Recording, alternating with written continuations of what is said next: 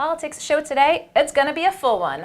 Kicking off with Cranston Mayor Allan Fung, GOP gubernatorial candidate. Thank you for joining us today. Thanks, Kate. Always happy to be back here in Providence. It's always a busy political season leading up to an election, but it's been a particularly busy few days here in Rhode Island. Let's kick off with what's been happening with the Raimondo administration, with the Executive Office of Health and Human Services. Rhode Island GOP just sent out a release today saying that Secretary Bean should step down. What's your thoughts? Should he step down? No, absolutely. The utter incompetence that's coming from the governor, her administration, knows no bounds. She's continuing to hurt many vulnerable Rhode Islanders and costing us millions of dollars. And this next debacle at Department of Health and Human Services, and all under the guise of Eric Bean. You know, this department is one where we first saw the debacle with EOHHS that's still ongoing and costing taxpayers $500 million now. Now, the failure to file an appeal on a case that's worth close to $24 million, if not more, it's going to be coming out of our taxpayer dollars. Everyone's got to go. Yesterday, I called for the attorney that failed to file an appeal to go. I called for Eric Bean to go, and most certainly, Rhode Islanders know this governor's got to go because we can't afford to keep having this type of lack of leadership and mistakes costing us millions of dollars. What did you think of her reaction yesterday? We first heard from Secretary Bean, then we heard from her at the State House. One of her rationales was, well, it was a differing legal opinion from the state about how these nursing homes get reimbursed, but that seemed besides the point of what had happened with the oversight of this particular staffer. Then again, she said, you know, over 10,000 state employees, it's sort of one rogue one. What was your response to that? Again, same old Governor Raimondo and her deflections from the real issues. Not taking responsibility for what she has done to many of our taxpayers, costing us millions of dollars. Own it, Governor. This is ridiculous. We expect more out of a leader and making sure that you hold people not only accountable, but it's done right in the first instance, especially from a department that has had so many missteps, and a lot of it is because of you. Whether it's from EOHHS, where you ignored the Fed's warning not to go, and you still went live with that program, and we know no end in sight right now, and it's still close to $500 million it's cost us, to the even political hacks that you have put into office, from the first cabinet secretary, Elizabeth Roberts, to Melba DePina to oversee this, no experience whatsoever, and now Mr. Bean taking his eye off the ball. It's just endemic of the same type of pattern we see with this Raimondo administration. I think what also says it all yesterday, Kate, you know, we saw on the front page of the Providence Journal, just below that article, the governor taking so many trips in a one-year period, 90 days, a quarter of the year, out of state on all these travels, many of which are political fundraising trips. Her eye's not on the ball here. She deserves to explain herself to taxpayers. All we get is deflections out of her. Well, we're going to tack to Raimondo's travel schedule in a little bit with a story that GoLocal had today, but just want to still focus on the Executive Office of Health and Human Services. One of the things that the GOP pointed out to is just the structure, that having the 4 entities under that umbrella that they say should be dismantled and have those report directly to the governor, which they had once did. Does the whole department need to be looked at? Absolutely, because you know that was actually my call earlier this morning with the press release that we sent. We've got to blow that place up because, let's face it, it was nothing more than political patronage when they created that cabinet secretary position in the first place. Stephen Constantino was the first cabinet director, the former House Finance Chair, then Elizabeth Roberts, and now Eric Bean. And all of this has not led to any efficiencies, led to more debacles out of the one major department that carries so much money for many of our most vulnerable. All these individuals have to go. You know, that Eric Bean position, that cabinet secretary, it's over $130,000 that we can save right off the bat on top of the staff that you see over there. Let's bring it back to what it was before and have that direct responsibility and reports go straight into the governor's office. You know, we do that in Cranston, making sure we have efficiencies. I'm on top of all our departments, many of the issues that come up. We have hundreds of employees and we stay on top of every single issue that comes on. This governor has just lost sight, lost her way, could care less about Rhode Islanders. What do you say to her call that the Attorney General should look into this? Even the governor herself has been critical of Peter Kilmartin's look at 38 studios, the St. Joseph's, the Hospital Conversion Act. I mean, can the Attorney General's office accurately look into this? You know, the governor just wants to deflect every which way. In fact, even calling that attorney a junior attorney. His title says it all. He was senior counsel at that department. Let's face it, this governor has to go because she wants to have someone else take falls for her lack of oversight, her mismanagement of departments, her waste of taxpayer dollars, and that's the main reason why she's making that call. Overall, the Attorney General, it's a potential misdemeanor, as we've heard from many of the legal pundits, but that's a concern that Mr. Hazian is going to have to answer to.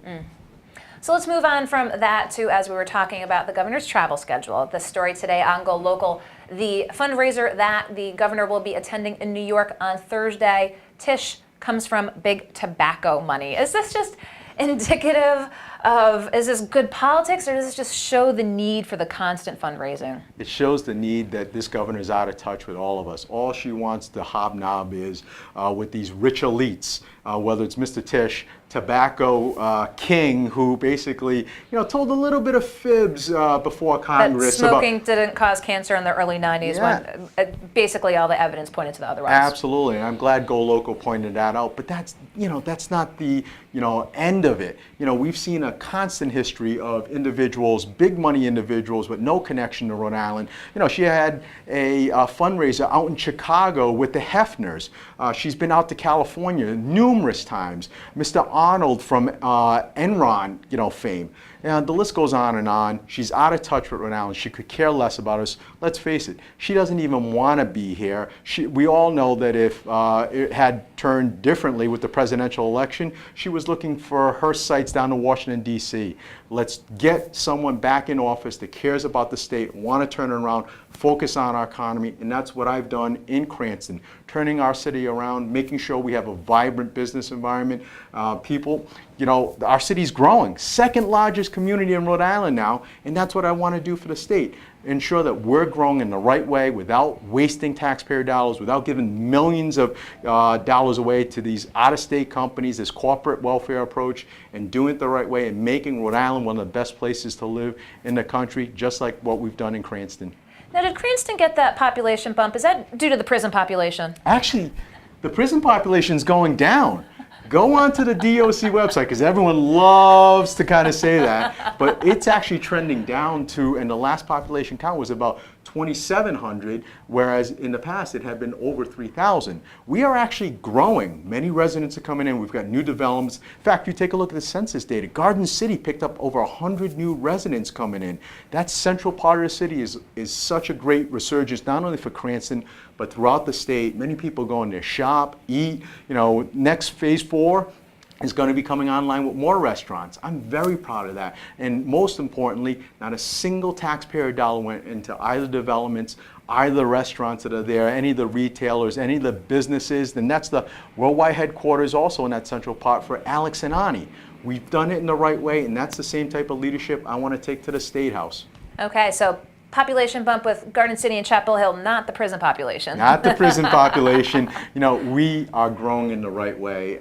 And I have a lot of fun with it. In fact, if Mayor Avedijan had still been there, we could have snuck over on the color of night, maybe switched his license plate that 20,000 to the 30,000, but, c'est la vie. But still, it's a nice honor to have, as the second largest city. We're good sister cities with, Cranston and Warwick. In fact, Gaspee Days is coming up this, weekend. Everyone's going to be excited for that. And yes, we know about real history of Gaspee, unlike the governor and her Commerce Corporation when they rolled it out. Everyone forgets about it. They didn't even know what Gaspee Days was, that first, head that she put into office there.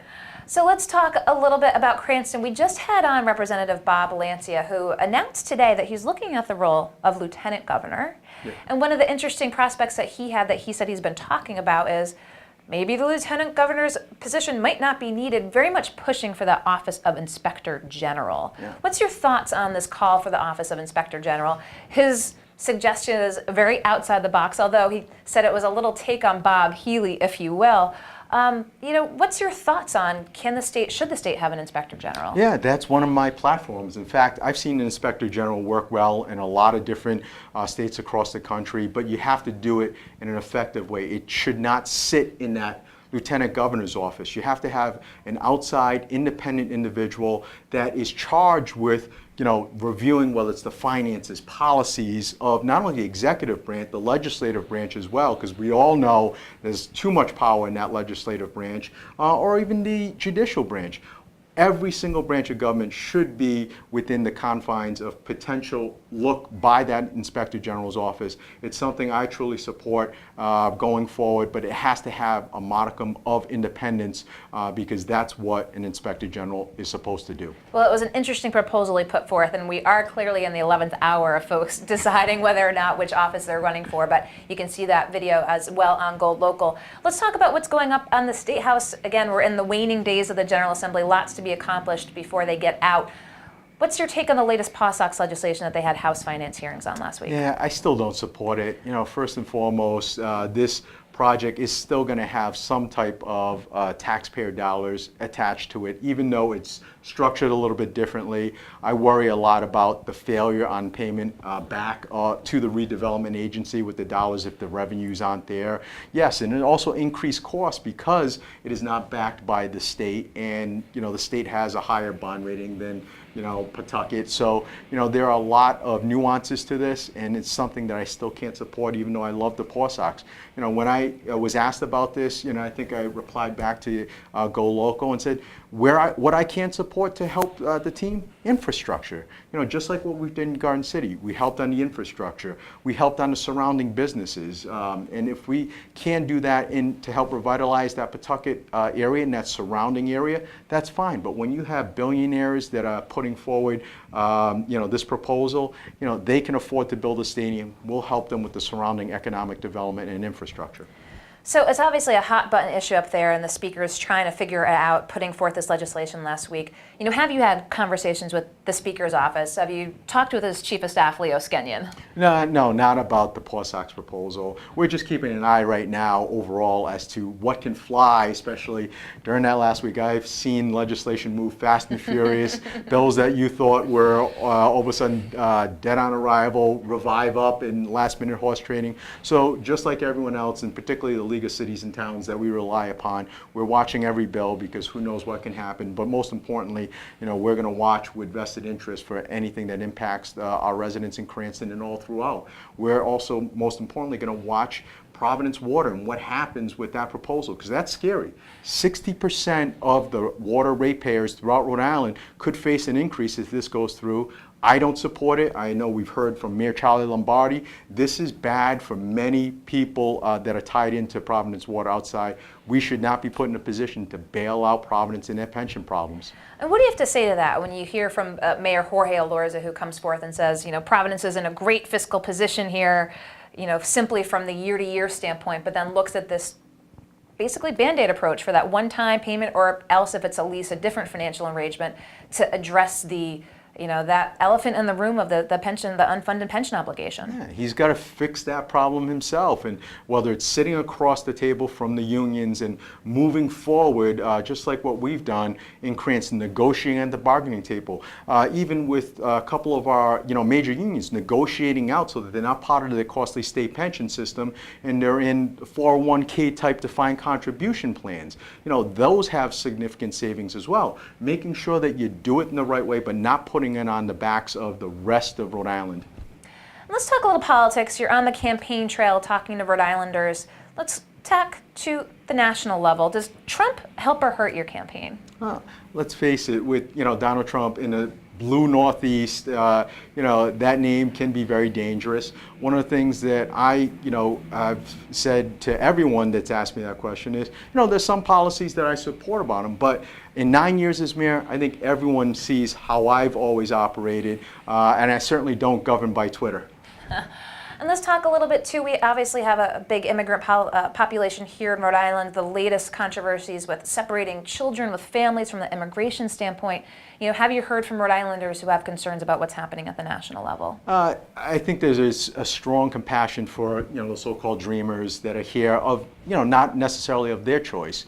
And a lot of the push is that we should have some action at the federal level, and that's something I do support, them taking it at that stage and not having a lot of one-off legislations all across the different states in a hodgepodge that might conflict. This is a federal issue. Immigration is a complicated federal issue, and particularly with respect to dreamers who it's not of their own choosing, that issue should be taken up at the federal level. So what's next for the campaign? You're here in the studio on a very rainy Tuesday afternoon here downtown.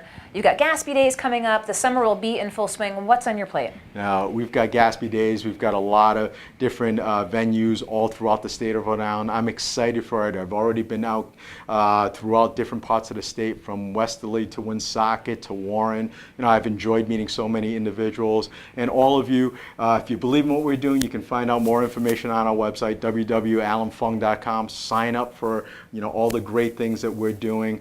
Appreciate your donation as always too, because I've got to make sure that we continue to get our message out, but we're knocking on doors already, on the phones, making sure we reach out to Rhode Islanders, because I've always been in touch with Rhode Islanders, our values, unlike our current governor, and that's how I'll be as your governor. Well, I appreciate your taking the time to come in. I know it's been a busy few days, especially in the press front, so we appreciate your coming here to the Navigant Credit Union Broadcast Center.